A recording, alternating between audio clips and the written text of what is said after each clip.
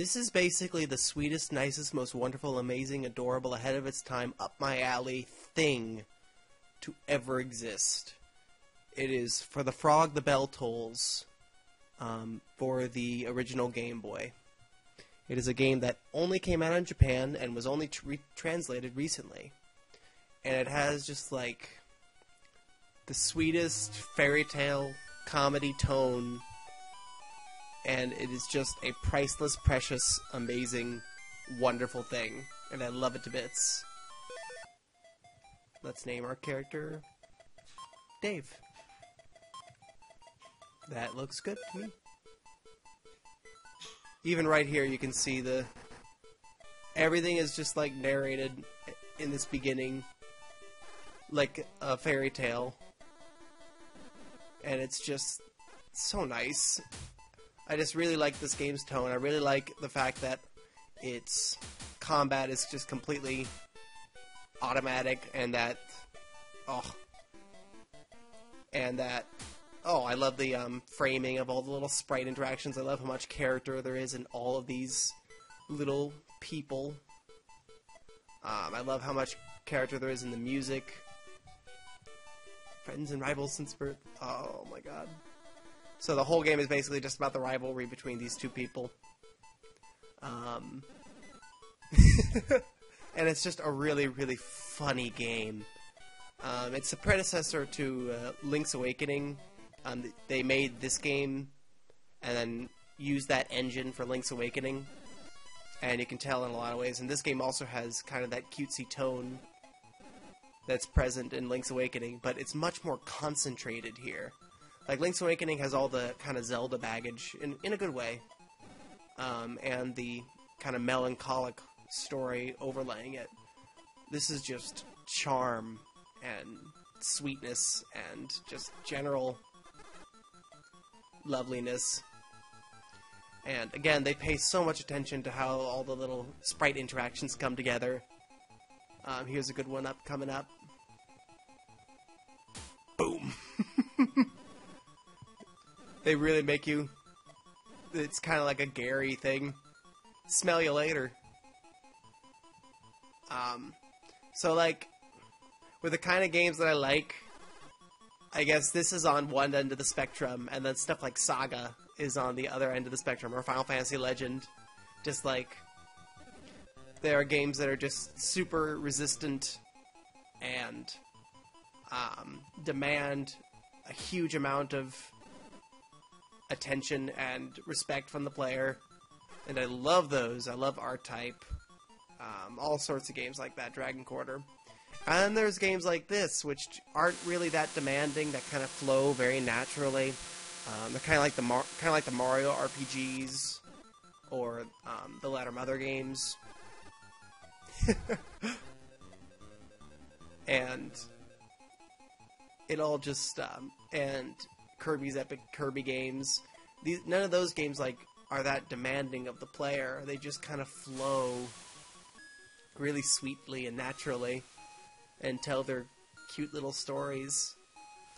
And occasionally, like, really intense stories, like in Mother. And I really appreciate that these games exist too, like Hug Punks. That's kind of the direction that my games have been taking as of late, with stuff like Frog Adventure and KTB and Ants and Dance Party especially. But there's just so much cute writing and expressive sprite design and interactions in this game. And it's just also just kind of some sharp storytelling, like way more so than you'd expect it for an old Game Boy game. They just kind of set everything up really naturally. And I really like how they establish the Princess character here. This is a great moment coming up. You're as grand as the Marseille. You listen to how sweet the music is. And of course the prince is like, ah ha ha ha, of course.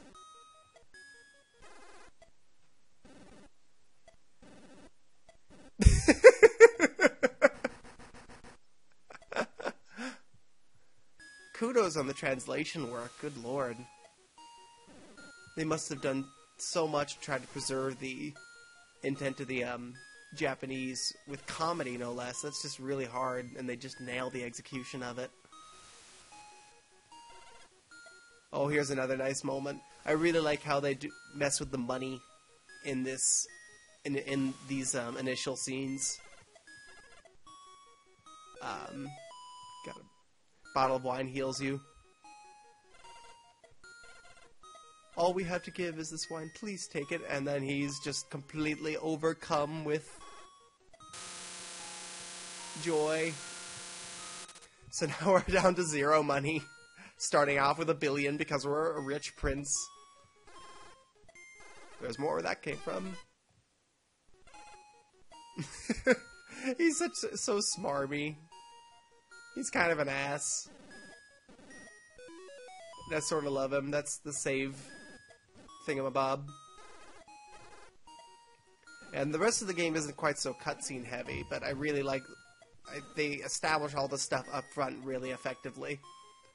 And here's how the game actually works. Combat executes automatically. I don't think there's barely any randomness to it. I think sometimes enemies will start off and get one more hit in, but not bosses. I think those are static.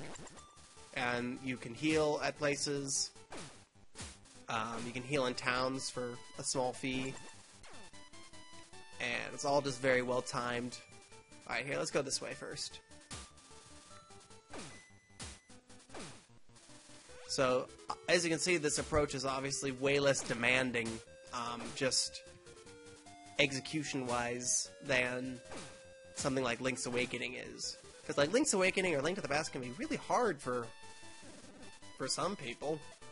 To say nothing of, like, Zelda 1 and Zelda 2.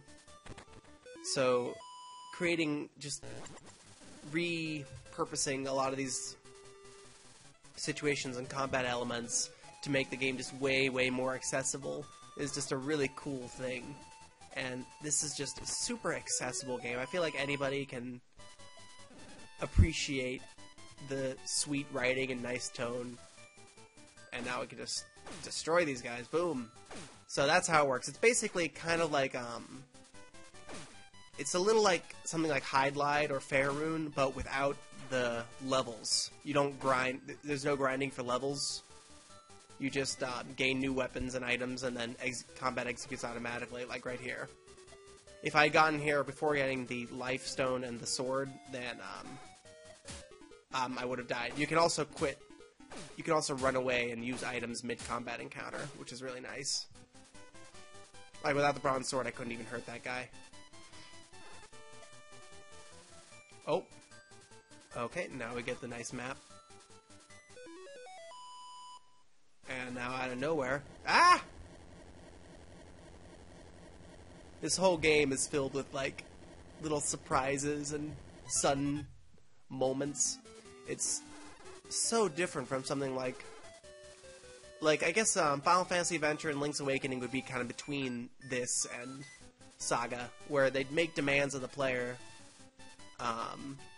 but they still kind of limit the shape and scope of individual moments in order to make the kind of keep it easier for the player to keep on top of things. And this is just very limited in deliberate and smart ways to just keep the story moving along really nicely.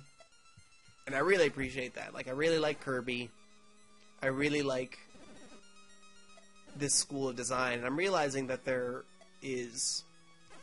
I'm trying to figure out the difference between something like this and then something like Skyward Sword or the first 3 hours of Mario and Luigi Bowser's Inside Story, where the game feels like it's playing itself, but it's kind of aggravating. Like, I find Skyward Sword and that little chunk of Bowser's Inside Story I played to be actively aggravating and frustrating experiences. So, what is the difference between this and something like that? And I guess it's just in the elegance of what rules there are, how do they teach those rules? Like, this game never lectures. This game has lots of cutscenes and it's very easy, but it doesn't lecture the player on how to progress. It doesn't, like...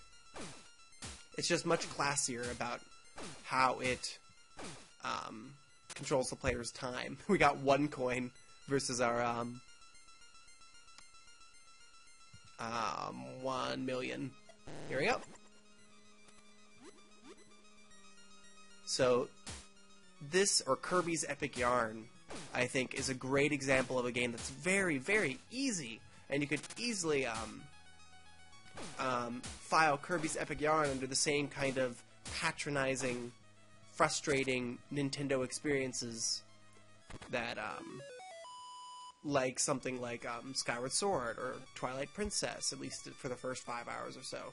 From what I hear, Skyward Sword is basically that all the way through. And even like little bits of Super Mario Galaxy are like that. And it just aggravates me, and I don't like it at all. And I'm realizing that I'm not against easy games. I'm not against games that are accessible or inviting or expressive or kind or sweet. I'm not against Hug Punks. I'm not against Kirby. I'm not against all kinds of just pleasant, accessible experiences. And I want to make those kind of experiences. I love them. And I want so many more games like that. This is a dead end up here. We collect keys and as we revisit this castle and open up those gates. I just don't like the patronizing design. The games that are just think nothing of you, think nothing of your time. It's just poor storytelling. If you're lecturing the player and have a big ugly UI, this game doesn't do anything like that. It's just really sweet and unpatronizing and endearing and just kind of pleasant all the way through. Alright, we should be able to go this way, and I think we should be able to... Oh, there's the switch to unretract the bridge. Oh, and here's the game kind of subtly teaching you, you can't jump up that way, but what if you look up, and then jump? Boom. There we go. It's such a... I don't know what happens when you bribe them. I don't like your attitude. There's so many cutesy, expressive touches in this game, and I love it to bits. And I love that the boss encounters are literally just collecting a couple items so that you can beat them without dying. And then half of them end with you having barely a sliver of health left. It's so cute. As you can see, this castle that we revisit periodically throughout the game is in a two-dimensional platformer perspective, and it actually expands on that a lot. There's a lot of kind of simple Kirby-esque platforming and really clever little mini ideas that it expands upon in just cool ways, and it's filled with really neat comedic story moments, and it's just a really, really nice game. I really love it. I really love this style of game, and it's so weird how Nintendo can be so many different things at once. They can be the straightforward, formal progression of something like Super Mario Brothers. They can be anarchic and ahead of their time and strange like this game, or Link's Awakening, or the Paper Mario games, or the first Mario and Luigi game. They can be aggravating and patronizing and just obnoxious, like Skyward Sword and beats of Super Mario Galaxy and the later Mario and Luigi games. And then they just have, there's so much within them, and they can be, in like Super Mario Land, just whatever the hell that is in relationship with Super Mario Brothers and everything.